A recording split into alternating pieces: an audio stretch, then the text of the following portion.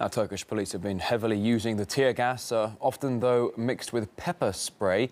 Now, over the past decade, the country has increased its imports of the chemicals 50-fold. Human rights groups have raised the alarm, pointing to the excessive use of force by security services. RT's Polly Boyka has a look now at the possible long-term effects of the ongoing crackdown. An all-too-familiar sight for many Europeans. Anti-austerity protests in Greece, Spain and Germany. Gay marriage demonstrations in France, and now anti-government protests in Turkey. Whatever the occasion, for these European governments, tear gas is the answer. Tear gas was invented in part to shut people up.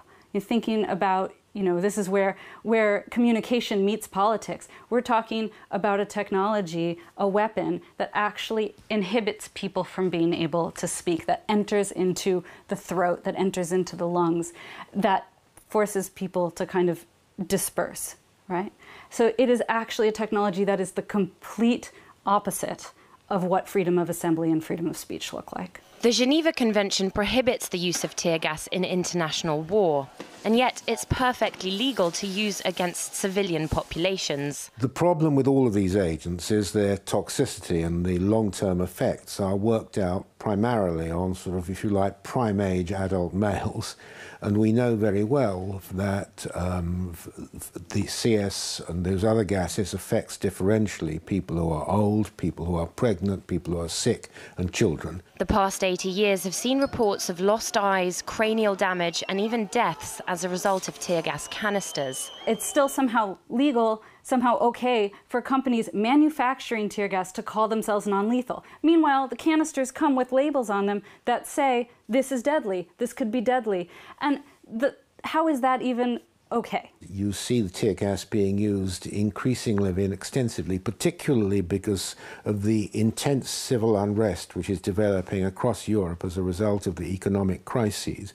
You see it in Greece, you see it in Spain, Italy. It's not just what's been happening in Turkey. And they are weapons which are inevitably the weapons of a regime which is attempting to suppress the protests of people. Behind these gates is where it all began, at the Porton Down military research base in England's rural Wiltshire. CS gas was developed and tested here secretly in the 1950s. Since then, it's become a profitable industry sold to police forces the world over in the form of tear gas and pepper spray. In the past 4 years, Britain has sold almost as much tear gas to Europe as it has to the Middle East. Tear gas is a weapon system. It's manufactured by a number of companies, and for those companies, it's obviously extremely profitable to be selling that. And the more civil unrest, the more it's used, the more they're selling, and therefore the more money they're making. Now, what we would say as Amnesty is that profit must never, ever, ever come before human rights. And what we really need is governments to ensure that when they're licensing this stuff, they are stopping all licenses of any tear gas, all supplies of any tear gas where there is a clear risk, as in the case currently in Turkey, that that tear gas will be used in the suppression of human rights. Westminster is currently reviewing the export licenses to Turkey in light of the Istanbul disturbances. But for those worried about its increasing use, CS gas is merely a symptom of more fundamental issues surrounding democracy in Europe.